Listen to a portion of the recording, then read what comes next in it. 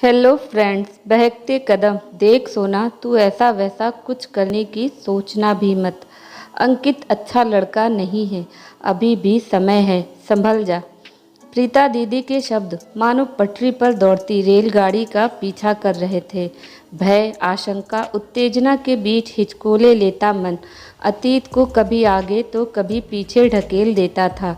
कुछ देर पहले रोमांचकारी सपनीले भविष्य में खोया मन जाने क्यों अज्ञात भय से घिर गया था।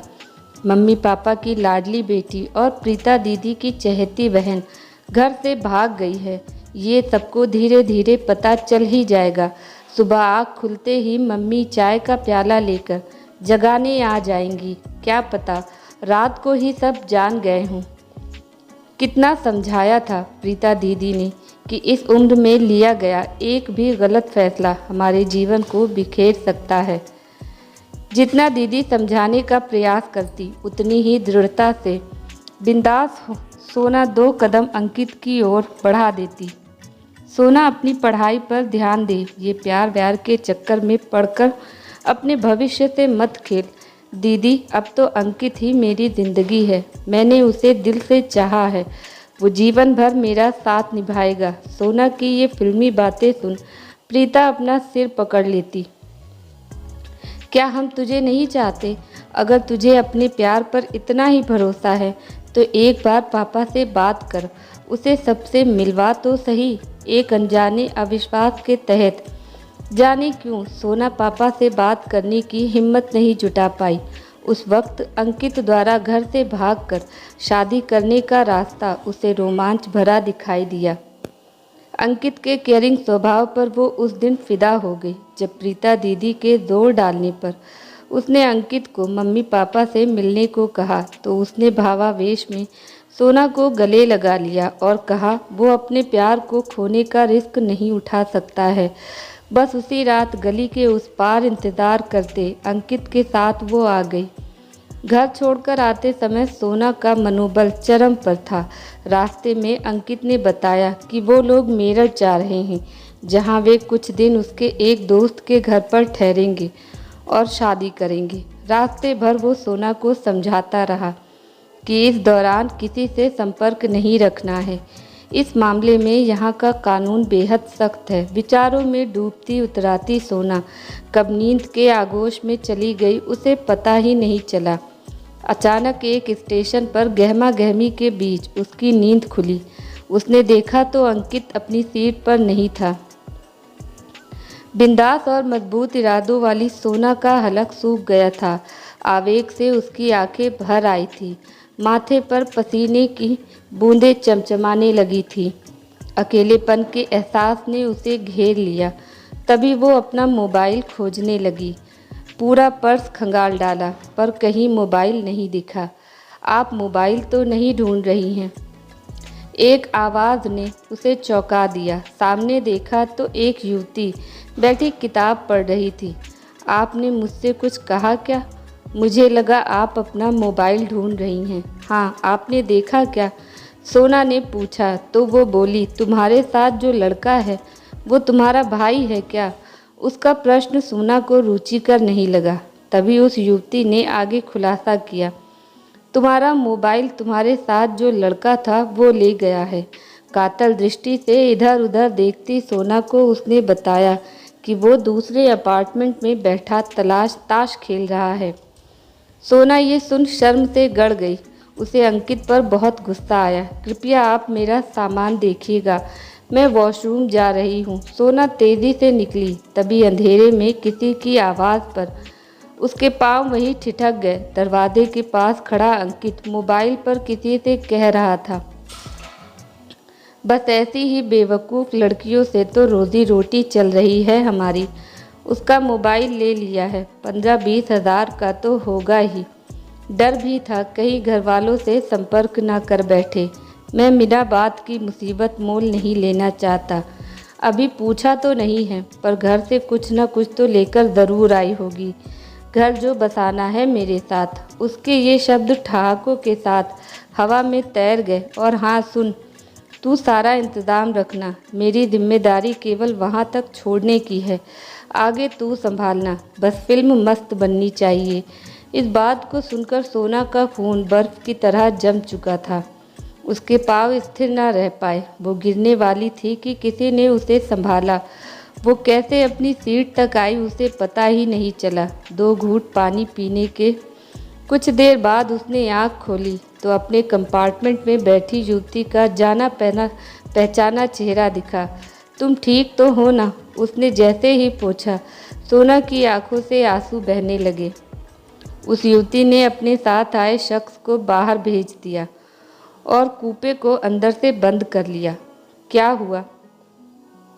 साथ आया लड़का तुम्हारा बॉयफ्रेंड है ना? उस युवती की बात सुन सोना फपक पड़ी। देखो, वो लड़का ठीक नहीं है। ये शायद तुम्हें भी पता चल गया होगा। मैं जानती हूँ कि तुम दोनों घर से भाग कर आए हो। सोना ने आश्चर्य और शंकित नज़रों से उसे देखा तो वो बोली, मेरा नाम दिव्या है। तुम मुझ पर भरोसा कर सकती हो। वैसे तुम्हारे पास और कोई चारा भी नहीं है। युवती की बातों में सच्चाई थी।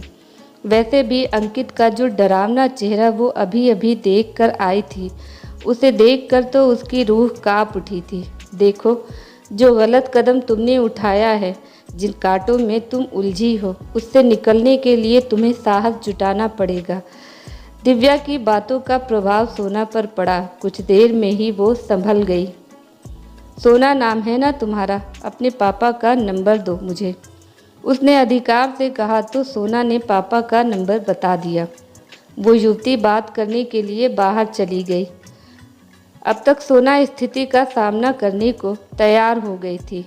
कुछ देर बाद वो वापस आई और बोली, मैंने तुम्हारे पापा से बात कर ली है। वो अगली फ़्लाइट से मेरठ पहुंच रहे हैं। अब तुम्हें क्या करना है ये ध्यान से सुनो। वो सोना को कुछ बताते हुए अपने साथ आए युवक से बोली, मैडम के साथ जो व्यक्ति आया है उसे बताओ कि ये उसे बुला रही हैं। और हाँ अजय, कुछ देर तुम बाहर ही रहना। कुछ देर बाद ही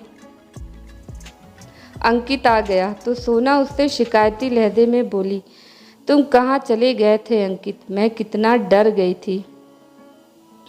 मालूम है तुम्हें? अंकित उसकी बात सुनकर तुरंत बोला, मैं तुम्हें छोड़कर भला कहाँ जाऊँगा। सोना ने कूपे की लाइट जला दी। उसे कुछ देर पहले जिस अंकित की आंखों में प्यार का समुद्र नजर आ रहा था, अब उनमें मक्कारी दिखाई दे रही थी। अब वो अपनी खुली आंखों से देख रही थी कि किस तरह सतर्कतापूर्वक अंकित इधर उधर देख रहा था। तभी प्यार से सोना ने उससे कहा, मैं तुम्हें एक खुशखबरी देना चाहती हूँ। क्या? भौचक्का सा वह बोला तो सोना ने कहा, जानते हो पापा हमारी शादी के लिए राज़ी हो गए हैं। वो भी मेरठ पहुँच रहे हैं। सोना के इस खुलासे से अंकित का तो मुँह रंग ही उड़ गया। वो अचानक बिफर गया। बेवकूफ़ लड़की, मैंने मना किया था कि कहीं फ़ोन मत करना।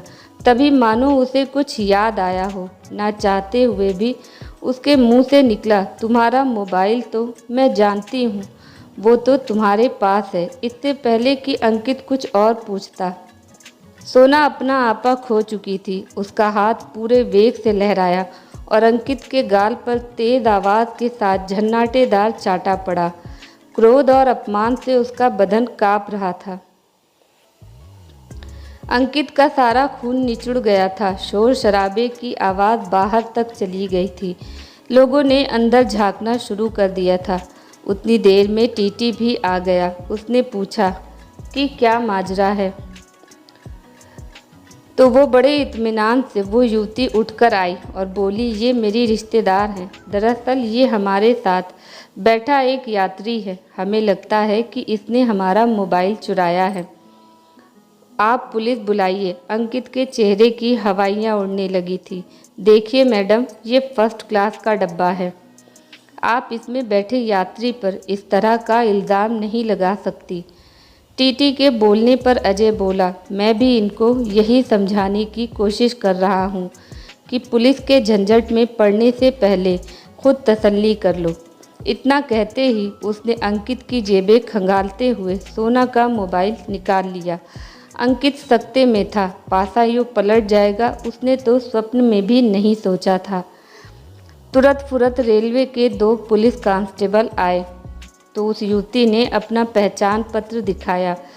एसीपी दिव्या पढ़कर दोनों ने उसे एक करारा सैल्यूट बजाया तो टीटी सहित सोना भी अचंभे में पड़ गई। टीटी कह हंसकर बोला, क्या बेटा, चोरी भी की तो पुलिस वालों की? एसीपी दिव्या ने अजय से कहा, इंस्पेक्टर अजय, आप इसके साथ अगले स्टेशन पर उतर जाइए, मैं बताती हूँ आपको आगे क्या करना है। और हाँ, ज़रा इसे समझाना और ख़ुद भी ध्यान रखना कि इस लड़की का नाम बीच में ना आए। हंगामे के बीच अंकित को अगले स्टेशन पर उतार लिया गया। सोना अपमान और शर्मिंदगी से भरी देर तक रोती रही। तभी दिव्या ने सांत्वना भरा हाथ उसकी पीठ पर फेरा तो वो दिव्या के गले लग गई और बोली, आपने मुझे बचा लिया। आपका यह एहसान मैं कभी नहीं भूलूंगी। उसकी बात पर दिव्या हंस पड़ी और बोली, कैसे नहीं बचाती तुम्हें, ये मेरी पहली नियुक्ति है आईपीएस ऑफिसर के रूप में। तुमने तो मुझे शुरू में ही इतना बड़ा केस दिला दिया है। मैं तो तुम्हें देखकर ही समझ गई थी कि तुम घर से भाग कर आई हो। ट्रेन में चढ़ते वक्त तो तुम किसी और ही दुनिया में थी, किसी और का तुम्हें होश ही कहाँ था। अलबत्ता वो लड़का ज़रूरत से ज़्यादा सतर्क था। दूसरों को ऑब्जर्व करना मेरी हॉबी है। उसे देखकर ही मैं समझ गई थी कि वो लड़का ठीक नहीं है। जब मैंने चुपके से उसे तुम्हारे पर्स से मोबाइल निकालते और पैसे चेक करते देखा तो मुझे बड़ा अजीब लगा। जब वो बाहर गया तो मैंने अजय से बात करके उस पर नज़र रखने को कहा। इसीलिए जब तुम वॉशरूम गई तो मैं तुम्हारे पीछे आई थी। मुझे पता था कि कहीं कुछ गड़बड़ है, पर मेरी समझ में ये नहीं आ रहा कि तुम्हारे जैसी पढ़ी लड़की आज के ज़माने में ऐसी मूर्खता कैसे कर सकती है। ज़रा सोचो, अगर वो अपनी योजना में कामयाब हो जाता तो क्या होता। अब ये तुम पर निर्भर करता है कि तुम किस तरह से खुद को और अपने भविष्य को संवार कर अपने परिवार के सदस्यों को ये खुशी दो जिससे तुम्हारा ये सफ़र ना तुम्हें और ना कभी तुम्हारे परिवार को याद आए। दिव्या की बातों का असर सोना पे चुप्पी में दिखा। मानसिक रूप से थकी सोना कब सो गई पता ही नहीं चला। किसी के स्नेह भरे स्पर्श से आंखें खुली। सामने देखा तो पापा, वो छोटी सी बच्ची की तरह उनसे लिपट गई। साथ आई प्रीता भी रो पड़ी। आपका ये एहसान हम कैसे चुका पाएंगे, पापा दिव्या से बोल रहे थे। अगर आप वाकई एहसान उतारना चाहते हैं तो मुझसे वादा कीजिए कि आप अपनी बेटी पर भरोसा कायम रखते हुए इसकी उड़ान को पंख देंगे और इस सफ़र को भूलते हुए ज़िंदगी में आगे इसका साथ देंगे, ना कि इस सफ़र का बार बार उल्लेख कर इसकी आगे की ज़िंदगी को दूभर बनाएंगे। मैं वादा करता हूँ कि सोना की आज की भूल का जिक्र करके हम इसके मनोबल को नहीं गिरने देंगे। आपकी बेटी आपका सिर कभी नहीं झुकने देगी। मैं भी दिव्या दीदी जैसा बनकर दिखाऊंगी।